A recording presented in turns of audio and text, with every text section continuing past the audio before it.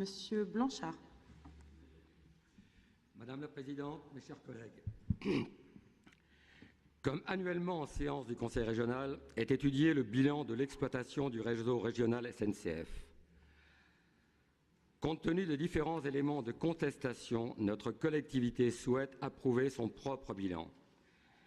Celui-ci indique une diminution des charges du compte TER correspondant à une réalisation du plan de transport annuel inférieure à 98% de ce qui avait été préalablement établi par convention. Cette réalisation incomplète du plan de transport, soit 94% de l'offre en 2016, équivaut à 580 000 trains kilomètres supprimés. C'est la conséquence directe des grèves ferroviaires. Cette non-réalisation du plan entraîne une réfaction et pénalité de 1 600 000 €.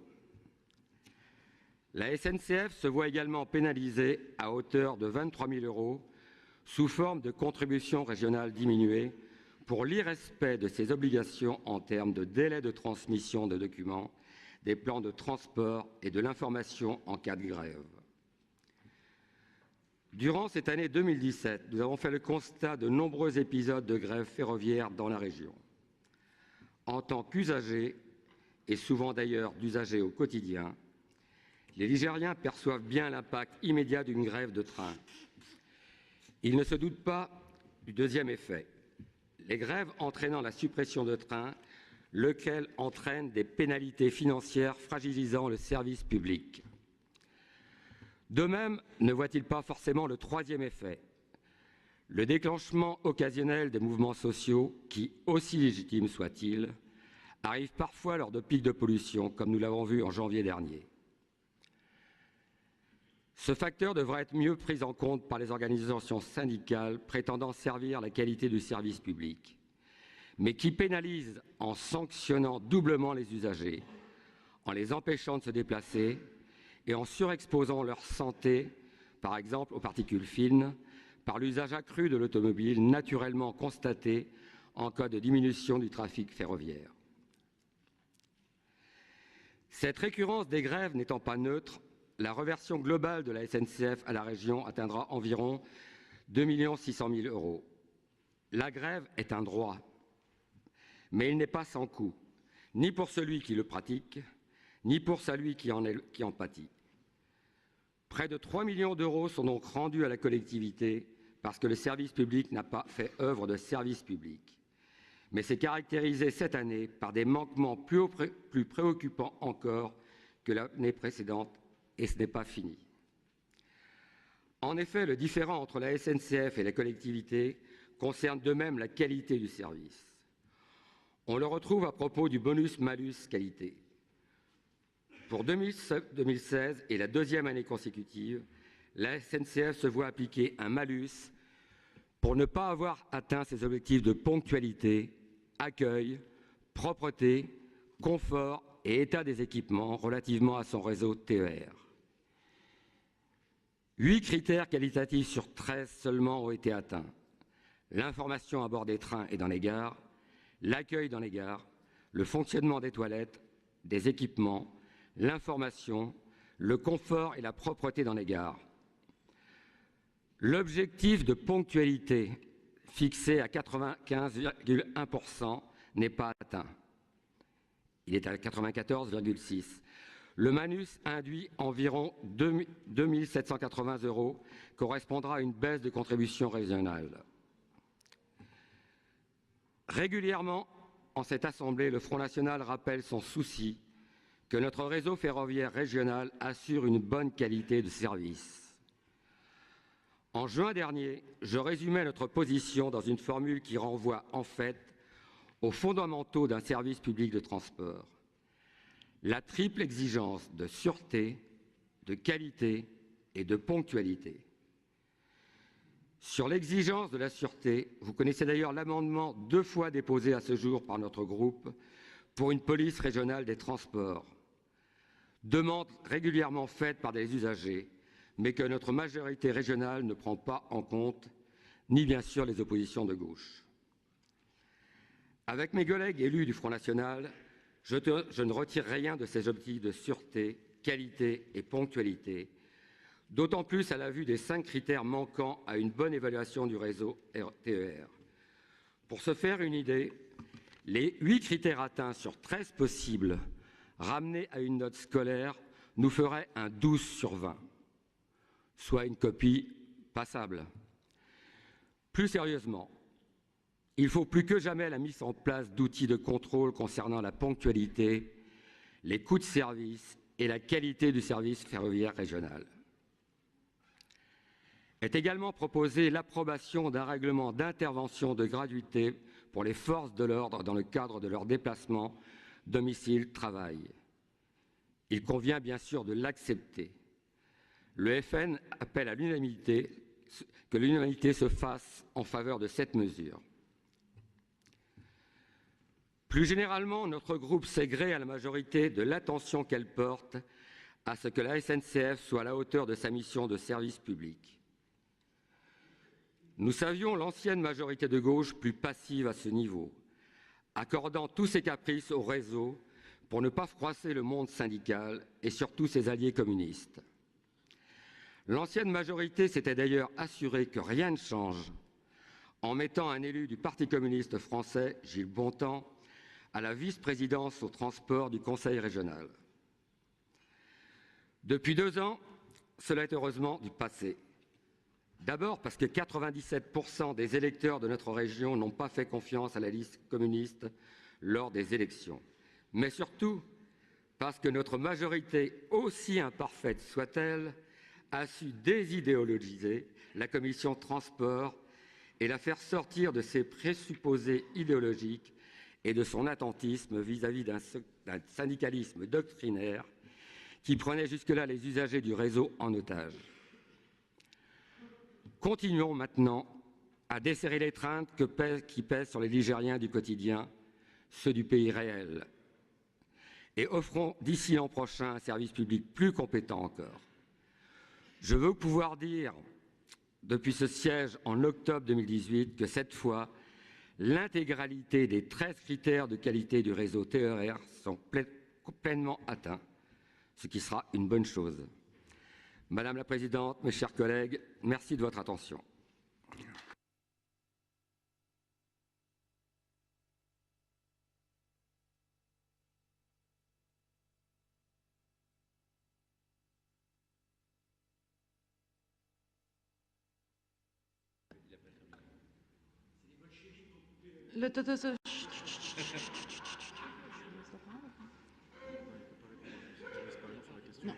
Non, vous pouvez. C'était une question orale. Donc on y revient. Non, c'était une question orale, on y reviendra tout à l'heure. Je laisse la parole à Madame Etonneau. Voilà. Alors, je profite de mon temps de parole parce que la question orale ne laisse pas place au débat. Donc comme Monsieur Maurice Perriand s'est trompé, moi aussi je vais me tromper. Et donc je vais parler du principe de médiation.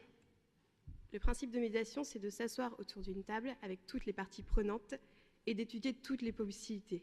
C'est une remise à plat que nous avons appelée de nos voeux en tant qu'écologistes et qui est mise en place actuellement.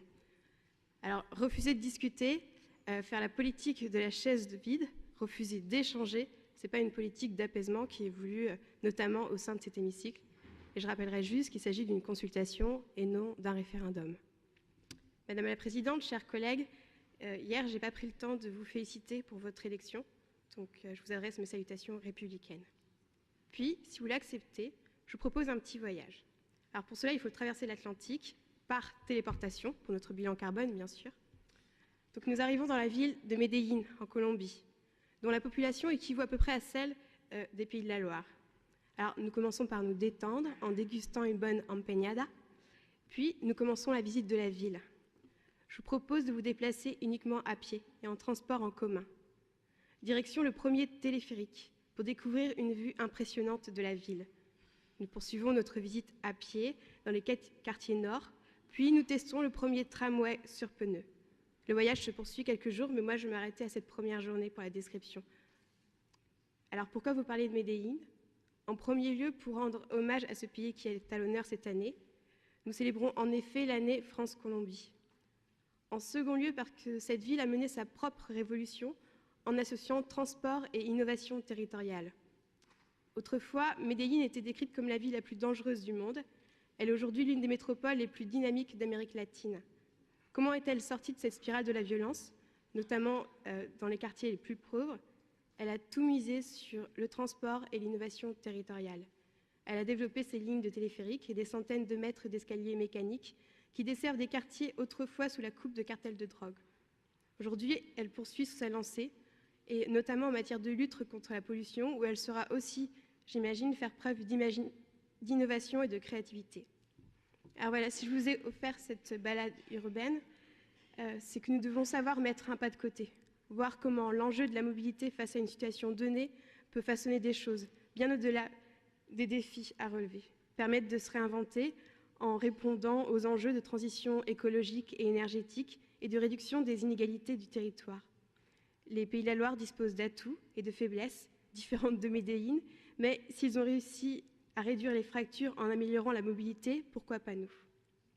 Justement, il y a un mois, j'y reviens après ma collègue Viviane Lopez, s'ouvraient les assises de la mobilité. L'objectif prioritaire affiché, favoriser les transports du quotidien et comment répondre à ces besoins de mobilité, à ces changements de mobilité. La concertation dure 3 mois. Elle va permettre d'échanger, de mettre en éclairage des initiatives. Nous pourrions nous en servir d'élan pour la partie planification régionale de l'intermodalité des infrastructures indispensables dans le SRADET. Les enjeux sont forts en Pays de la Loire. Je ne vous demande pas de téléphérique, soyons clairs. Rénovons l'existant et pensons aussi à une mobilité innovante, climato-compatible. Je dirais même plus, expérimentons. Des programmes sont possibles, notamment avec l'ADEME.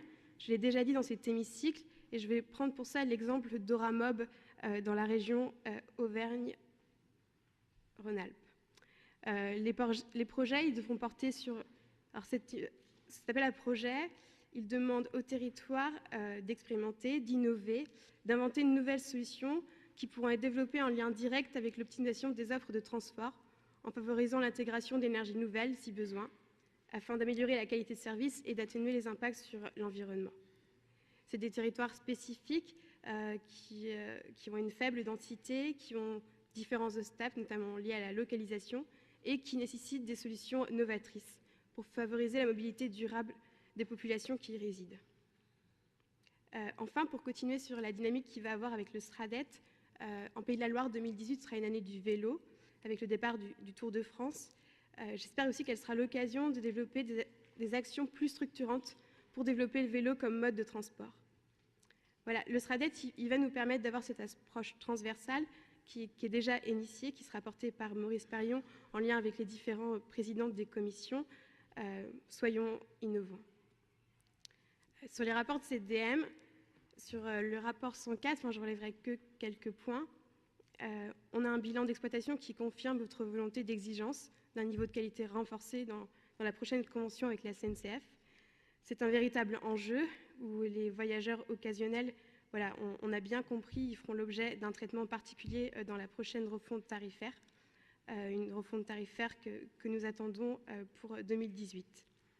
Alors, je ne voulais pas revenir sur le rapport 106, on votera favorablement, mais j'aimerais quand même revenir sur la vente des rames, puisqu'il y a une accusation forte dans cet hémicycle de la part de l'élu du Front National sur l'attitude de Gilles Bontemps. Gilles Bontemps n'avait pas cédé. Il n'avait pas cédé à la demande de la SNCF de vendre ses rames. Et je crois qu'il faut le souligner dans cet hémicycle. Il n'était pas au bottes de la SNCF, il n'était pas au bottes des syndicalistes. Il avait une vision pour le ferroviaire qu'il a portée tout au long de son mandat avec ses équipes, avec ses élus. Et je tiens ici à souligner son action. Son action aussi d'avoir une volonté d'augmenter l'offre ferroviaire. Et c'est pour ça que je considère que nous considérons que la vente de ces rames est une action précipitée, que vous avez cédé finalement à la pression de la SNCF, que vous nous avez privés d'un patrimoine que nous avions constitué en région de Pays de la Loire, et que vous obérez en fait toute possibilité à moyen terme d'augmenter l'offre de transport ferroviaire, que vous êtes limité à un ajustement financier, à une adéquation. Très bien, il n'y a pas le nombre de kilomètres train, alors on baisse le nombre de rames. En fait, il y a d'autres enjeux derrière, on le voit, d'ailleurs on le voit avec les enjeux de surcharge, On le voit avec le fait de ne pas simplement avoir une vision de moyenne, mais de penser notamment aux heures de pointe sur les réseaux ferroviaires. Donc voilà, je voulais le souligner ici. C'était en particulier pour répondre à mon collègue Effen.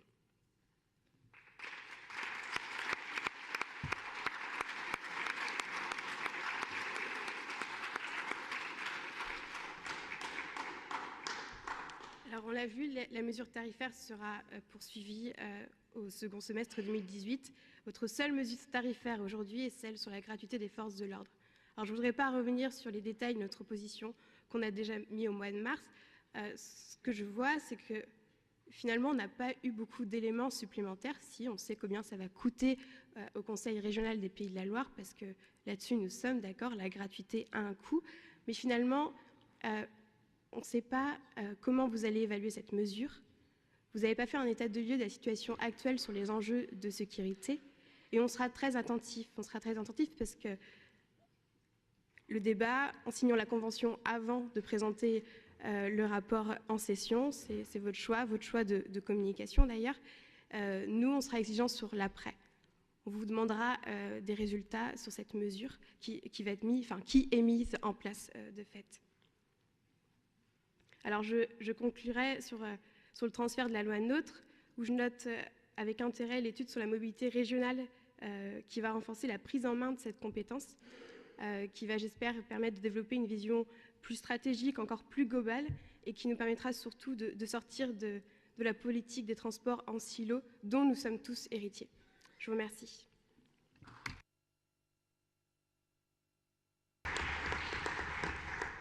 Olivier Biencourt. Merci Madame la Présidente. Madame la Présidente, d'abord je ne peux pas rester en reste, c'est le cas de le dire, par rapport aux propos de Karine Ménage d'hier, et donc après Karine Ménage, je vous adresse également mes félicitations pour votre élection à la présidence de notre Assemblée, d'autant plus que vous avez une qualité dont je suis témoin et que Bruno Retailleau n'avait pas, c'est que vous êtes une usagère de la gare du Mans au petit matin. Nous avons peut-être une petite différence, je ne suis pas sûr que ça soit un relevé scientifique, mais il m'a semblé quand même que vous étiez plus penché sur le TGV de la voie 5 quand je prends le TER de la voie 6. En tout cas, il y a eu un certain nombre de cas où ceci s'est vérifié. Je me concentrerai dans mon intervention, après Viviane Lopez, Lucie Etonneau, sur le rapport 104 portant sur le fonctionnement du réseau de transport régional, dont le contenu finalement a un côté un peu rituel quand arrive cette session de fin octobre. On examine et on refuse le bilan financier adressé par la SNCF, comme l'an passé, comme en 2015, comme en 2014, etc. Et toujours pour les mêmes raisons, Roch Brancourt l'a dit. On examine le malus que la SNCF se voit appliquer en application de l'actuelle convention par manquement à ses obligations de qualité et de ponctualité de service. On examine le bilan du réseau exploité par la SNCF ainsi que des lignes autocars régionales. Alors, quid du bilan pour 2016 ? Je dirais un bilan en demi-teinte.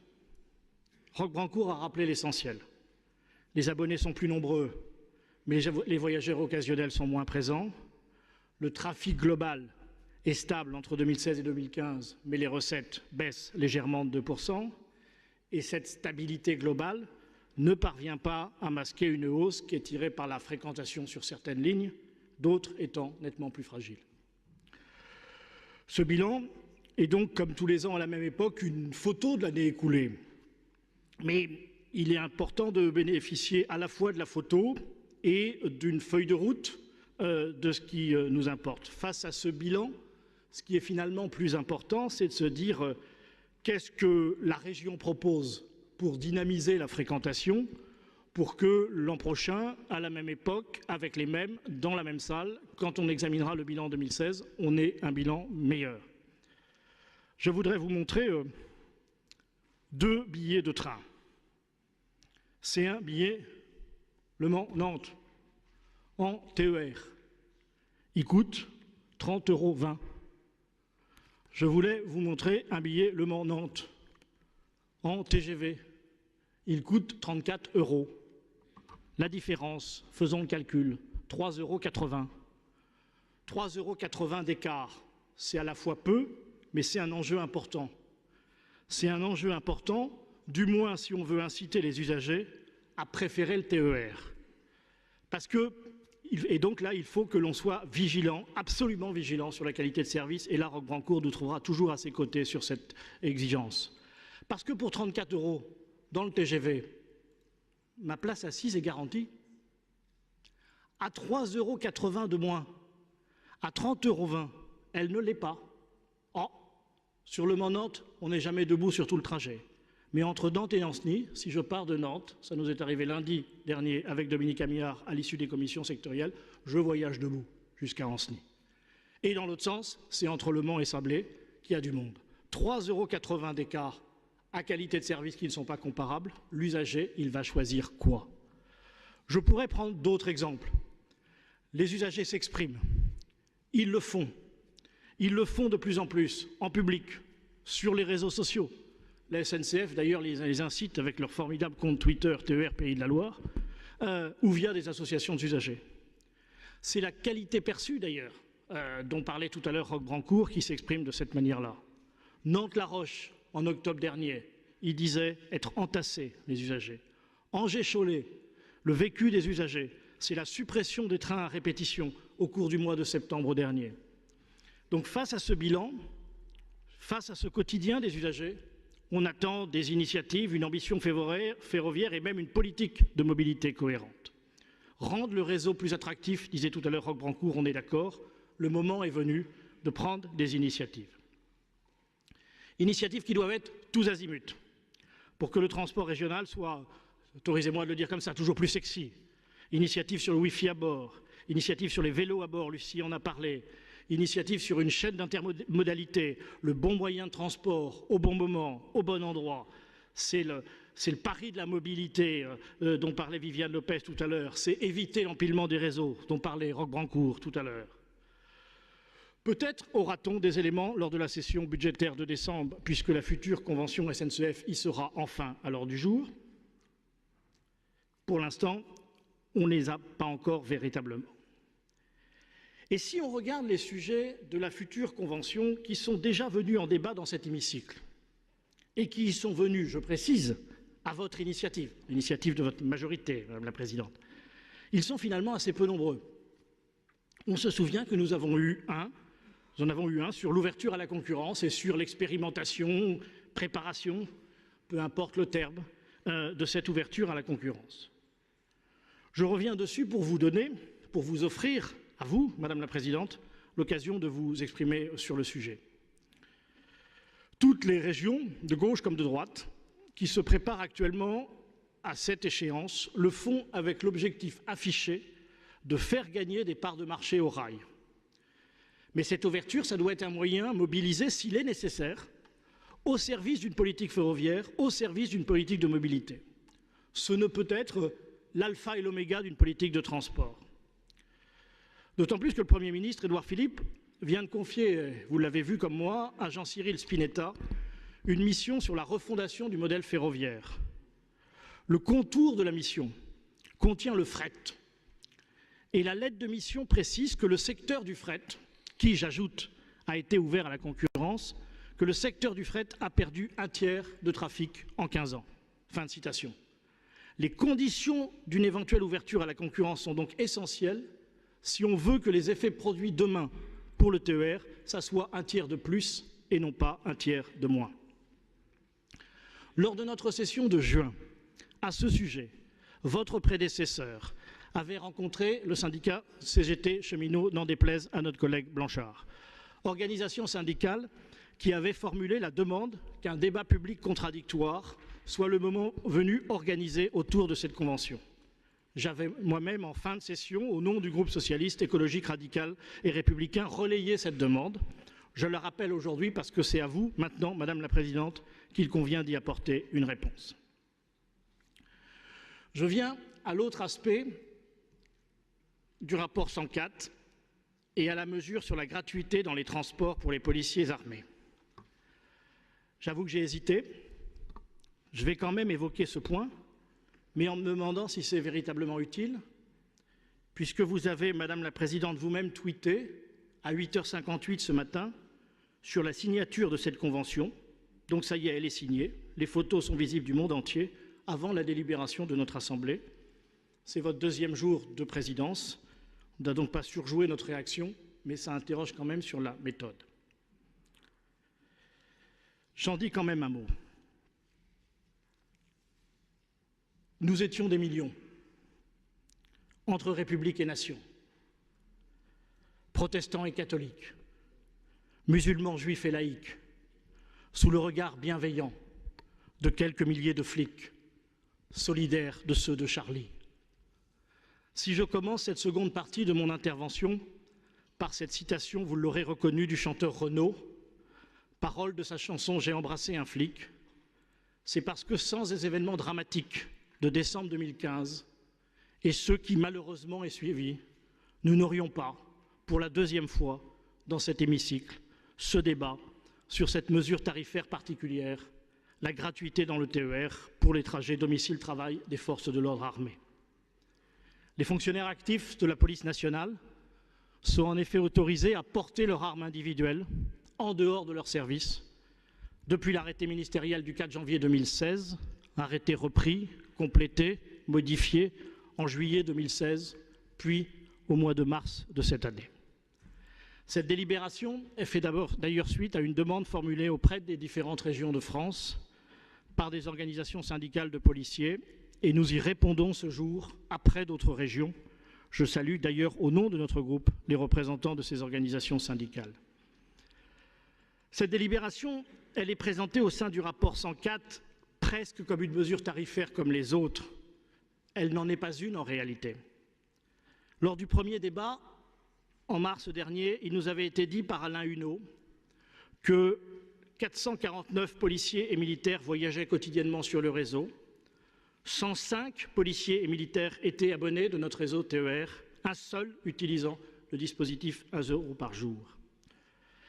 Ces chiffres ne sont d'ailleurs pas étonnants au regard des horaires de travail, souvent décalés, très tôt le matin, très tard le soir, des forces de l'ordre, horaires où il n'est pas simple de se déplacer en TER. Vous prévoyez dans la délibération d'aujourd'hui 150 bénéficiaires de cette nouvelle mesure. Si on le compare aux 105, voire aux 449, on voit que vous-même, vous évaluez assez prudemment l'effet incitatif de votre mesure tarifaire. Cette délibération, elle contient donc une forte dimension symbolique. Cette dimension, elle nous oblige. Soyons et restons dignes, comme disait dans la cour d'honneur des Invalides le compagnon de Xavier Jugelet. Cette délibération, elle vise à témoigner notre solidarité à une profession fortement mobilisée dans le cadre de l'état d'urgence, les policiers. Cette profession le mérite, comme toutes celles qui sont fortement mobilisées dans ce cadre, et finalement, et malheureusement, elles sont nombreuses. Mais nous proposons un amendement, je le présente de facto maintenant, avec votre autorisation, Madame la Présidente, qui vise à faire de la simple appartenance aux forces de l'ordre, et non du fait d'être armé, le fait générateur ouvrant droit à la gratuité. C'est sans doute parce qu'elle portait un uniforme qu'elle a été la cible d'un terroriste. C'est ce que disait le maire de Montrouge lors de l'hommage rendu à Clarissa Jean-Philippe, l'une des victimes des attentats de janvier 2015. Clarissa Jean-Philippe, elle était en uniforme. Clarissa Jean-Philippe, elle était policière municipale à Montrouge. Clarissa Jean-Philippe, elle n'était pas armée. Clarissa Jean-Philippe, elle n'était pas armée comme 55% des policiers municipaux en France. Et même ceux qui sont armés, dans l'exercice de leur travail, par autorisation de leur mère, n'ont pas la possibilité de l'utiliser dans leur déplacement domicile-travail. Notre amendement, il permet à toutes les Clarissa Jean-Philippe de bénéficier de la mesure que vous proposez. Sans notre amendement, toutes les Clarissa Jean-Philippe en seraient exclues. Notre amendement permet d'exprimer une réelle solidarité avec les professions, toutes les professions fortement mobilisées dans le cadre de l'état d'urgence.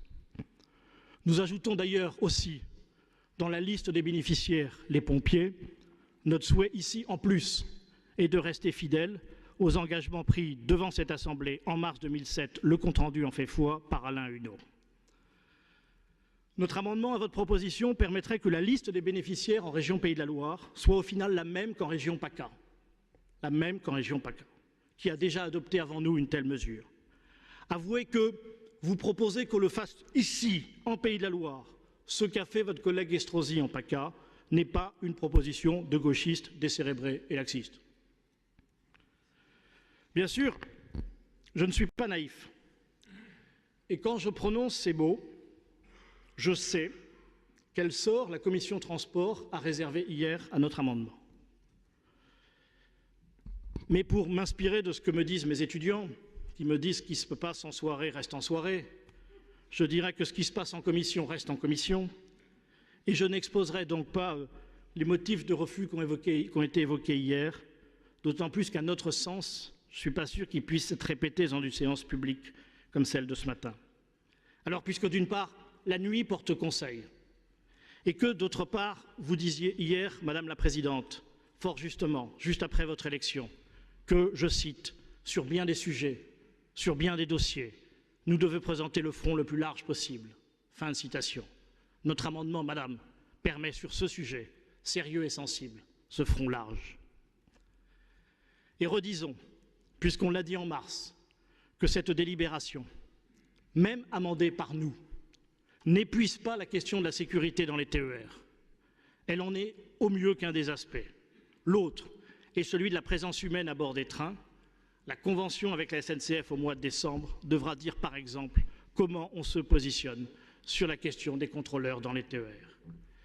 Et redisons, puisqu'on l'a dit en mars, que l'on est prêt, pour notre part, à travailler sérieusement avec vous sur cette question dans l'esprit voulu par notre présidente et défini hier. Je vous remercie de votre attention.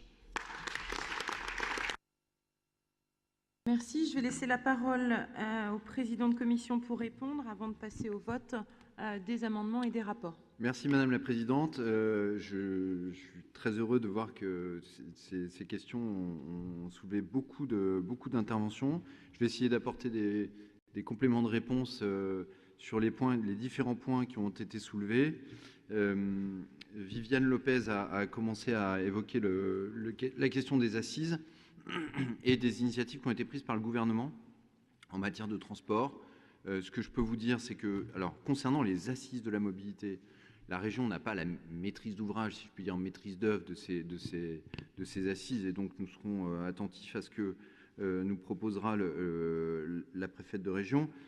Nous allons être également très attentifs, en tant que région, à un autre chantier qui va être coordonné par le préfet Duron et qui est une concertation sur les grandes opérations d'infrastructure, puisque, pour le dire de manière très, très nette et très simple, l'État dit avoir pris des engagements qu'il ne sait pas financer sur l'ensemble du territoire français en matière d'infrastructure ferroviaire.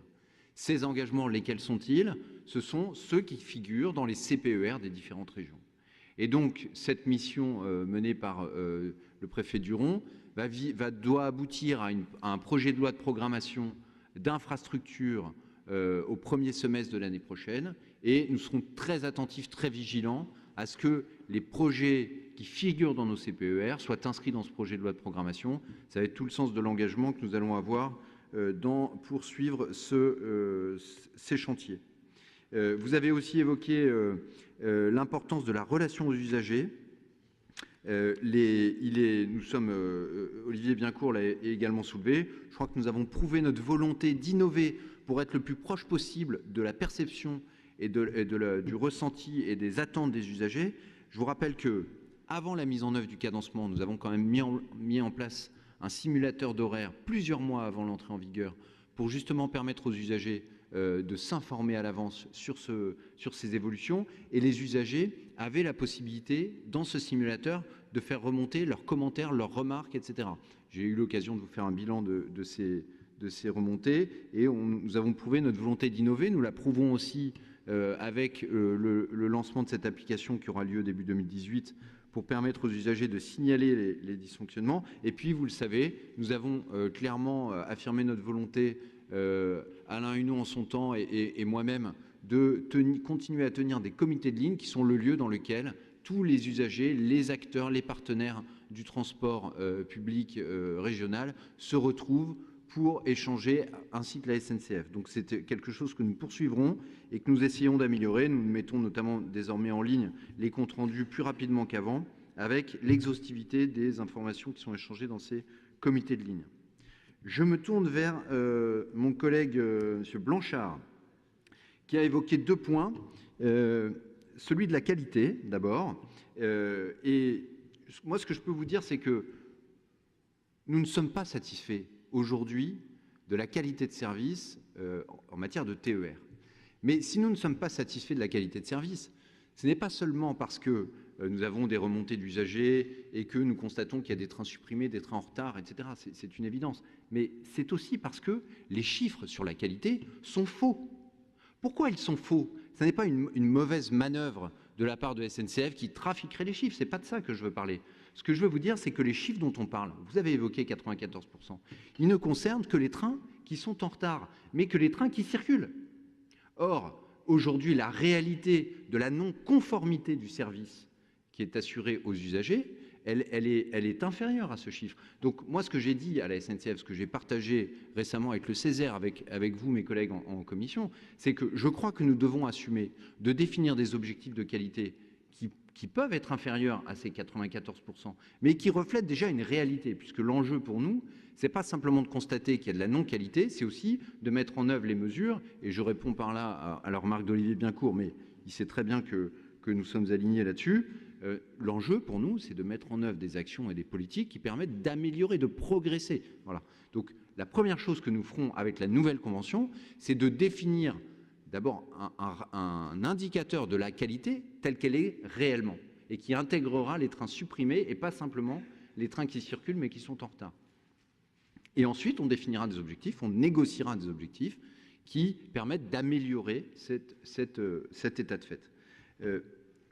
Juste un autre point quand même, mais on aura l'occasion d'y revenir au moment de la convention. Nous allons dans cette convention obtenir que les suppressions de trains pour motif de grève ne soient plus des causes exonératoire dans la mesure de la qualité et des réfractions de charges. Je le dis, c'est important, et ça sera dans la future convention. On aura l'occasion d'en débattre dans le détail. Nous aurons aussi l'occasion de présenter aux usagers dans cette convention un système d'indemnisation qui est beaucoup plus simple, puisque le système actuel d'indemnisation des usagers est en fait un système qui est conçu pour que les usagers ne l'utilisent pas. Voilà. Donc à l'avenir, le système sera beaucoup plus simple, il sera dématérialisé, digitalisé, et il permettra d'améliorer la réalité du système d'indemnisation dont pourront bénéficier les usagers. Un autre point, Monsieur Blanchard, mon cher collègue, vous avez fait part de votre satisfaction à ce que les échanges dans notre commission soient désidéologisés. Je ne sais pas si c'est de bons termes, mais en tout cas, c'est vrai que je crois qu'on a dans la commission, mais comme je crois dans toutes les commissions, une approche des dossiers et des sujets qui n'est pas d'abord politique, ou en tout cas qui n'est pas politicienne. Et c'est heureux, et je crois que tout le monde y participe. Mais vous avez mis en cause, d'une certaine manière, plus ou moins directement, mon anté-prédécesseur comme président de commission, Gilles Bontemps, et je voudrais à cet égard vous dire que je ne partage pas du tout votre avis, parce que vous laissiez entendre qu'il y avait de sa part une complaisance avec la SNCF et avec les syndicats de cheminots. Moi, Peggy disait qu'il préférait des saints qui ont des défauts à des pécheurs qui n'en ont pas. Alors je ne sais pas si Gilles Bontemps était un saint qui avait le défaut d'être communiste, mais je peux attester de la faible, du peu de relations que j'ai eues, mais j'en ai eu quand même avec lui, et de la manière de ce que je vois dans la manière dont la politique régionale a été menée avec la SNCF. Je peux attester qu'il a défendu la région, il a fait preuve d'un volontarisme, et il a véritablement su négocier et défendre haut les intérêts de la région dans les relations avec notre exploitant SNCF. Donc je tenais à faire cette précision. Ça ne veut pas dire que vous vous en doutez, je partage tout un tas de choses sur le plan politique avec Gilles Bontemps, mais il est forcé de reconnaître qu'il a mené ce travail avec une certaine forme d'exemplarité, et je crois qu'on doit pouvoir s'en inspirer. Après, il y a toujours des choses à améliorer. C'est l'amélioration continue. Ceux d'entre nous qui vivons dans ce monde de l'entreprise savons que la perfection n'est jamais atteinte, mais qu'on doit toujours tendre vers cette perfection. Et c'est le travail que nous menons dans notre commission avec les services, je l'ai dit tout à l'heure, de la direction transport mobilité pour améliorer les sujets. Je passe aux questions qui ont été soulevées, à une question qui a été soulevée par ma collègue Lucie Etonneau concernant les ventes de rames. Je crois qu'on a déjà eu l'occasion d'échanger des arguments les uns et les autres sur le sujet. Je voudrais simplement redire que, on parlait de Gilles Bontemps à l'instant et de la majorité précédente, le dimensionnement du parc de matériel roulant tel qu'il existe aujourd'hui et tel qu'il est à venir avec les nouvelles rames qui vont arriver, ce dimensionnement, il est calé sur un rythme, sur une offre de 12 millions de trains-kilomètres. Ce n'est pas un avis, ce n'est pas une opinion, c'est un fait, c'est un constat. Et ces 12 millions de trains-kilomètres, même une fois que nous aurons mis en place les 8 allers-retours sur la virgule de Sablé, même une fois que nous aurons mis en œuvre le terminus technique d'Antony qui permettra d'insérer des offres supplémentaires, des sillons supplémentaires sur l'axe Nantes-Angers, même une fois que nous aurons augmenté le volume de trafic sur Clisson-Cholet après une régénération de la voie, nous ne les aurons pas atteints. Donc, il faut que vous ayez tous à l'esprit que ce dimensionnement du parc a été fait avec un objectif de 12 millions de trains-kilomètres qui ne sera pas atteint dans une temporalité qui est celle que nous regardons aujourd'hui avec notre matériel. Dans ce contexte-là, il était tout à fait normal que la question se pose de revendre du matériel qui ne servirait pas, qui ne roulerait pas. Nous avions deux possibilités. Soit parmi les rames de 500 places qui vont arriver à partir de 2018 parce qu'elles ont été commandées il y a déjà un certain temps, nous avions la possibilité d'en revendre une partie. C'était financièrement la solution la plus intéressante. Et puis nous avions une autre solution qui était de les garder et de revendre le même nombre de rames, mais des rames qui ne font que 220 places. La décision que nous avons prise, c'est de vendre les rames de 220 places, d'accepter que la recette soit moindre, mais par ce truchement, de bénéficier de rames plus capacitaires pour justement être en capacité de répondre l'augmentation du trafic sur le périurbain. On a évoqué Le Mans-Angers, enfin Le Mans-Sablé, on a évoqué le périurbain de Nantes, et c'est ça l'objectif. Donc, bon, je ne vais pas poursuivre le débat là-dessus, mais je voudrais simplement appeler tout le monde à ce qu'il y ait un petit peu de réalisme et de s'attacher à respecter les faits dans les propos. Ne faisons pas de politique politicienne là-dessus. Nous n'avons jamais remis en cause la trajectoire d'offres qui a été conçue par les précédentes majorités. Nous l'avons soutenue et nous nous battons pour la développer. Donc ne nous accusez pas de faire ce que nous ne faisons pas. Nous soutenons cette trajectoire d'offres et nous adaptons le matériel simplement à sa réalité. Quelqu'un a parlé du fait de partir du réel, c'est ce que nous faisons. Je donne quelques éléments de réponse à Olivier Biencourt, ou plutôt de réaction. Oui, les billets de TER que vous avez montrés, les tarifs, ce sont les pleins tarifs des occasionnels. Et donc, effectivement, on sait qu'on a un sujet là-dessus. Et vous le savez très bien, on va travailler dessus. Alors après, vous dites, il faut préférer le TER, il y a des choses à faire. Vous avez d'ailleurs reconnu que c'est des sujets dont on a conscience, on en parle régulièrement. Mais vous dites, maintenant, vous êtes impatient, on voudrait voir. Qu'est-ce que vous allez nous donner vraiment comme action? Et je voudrais par rapport à ça dire simplement qu'une convention, c'est un tout. Donc c'est compliqué, mais vous le savez très bien, c'est compliqué d'aborder mois après mois les sujets les uns après les autres dans leur détail définitif, parce que c'est un tout. Et quand on va négocier avec la SNCF toutes les composantes de cette convention, à la fin, le curseur sujet par sujet, il va dépendre d'un ensemble. Donc C'est un tout, et c'est donc tout à fait normal que ce tout arrive à un moment qui sera sur ce dernier trimestre. Nous avons déjà eu l'occasion d'en dévoiler quelques aspects en commission avec le Césaire, mais bien entendu, à partir de la mi-novembre environ, on va disposer du package global et on va pouvoir rentrer dans son analyse exhaustive et détaillée. Sur la question qui est importante de la sollicitation de la CGT pour mener un débat, je voudrais rappeler que la demande de la CGT était de mener un débat initialement sur l'ouverture à la concurrence, puis sur la convention. Nous avons répondu que nous étions d'accord pour mener un débat, pas seulement avec la CGT, en ouvrant grand les portes, sur la stratégie de mobilité de notre territoire régional à moyen et long terme. Nous allons pouvoir le faire à travers cette étude de mobilité, d'intermodalité, qui est en fait la colonne vertébrale de l'offre de transport sur notre région. Nous allons pouvoir le faire. Je ne souhaite pas, il faut être clair là-dessus, que d'un débat sur la stratégie de mobilité, nous soyons très rapidement ramenés à un débat sur la Convention et à l'intérieur de la Convention à un débat sur l'ouverture à la concurrence. Je vous rappelle que notre Convention a la vocation à régir notre mode de fonctionnement dès le 1er janvier 2018.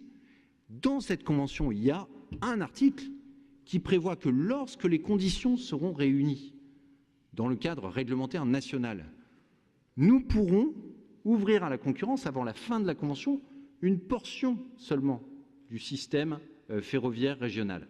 Donc il faut éviter de cannibaliser l'ensemble avec un débat qui porterait sur un dixième du sujet. C'est le sens de notre proposition qui sera d'organiser un débat et un échange large sur la stratégie de mobilité à l'échelle du territoire régional.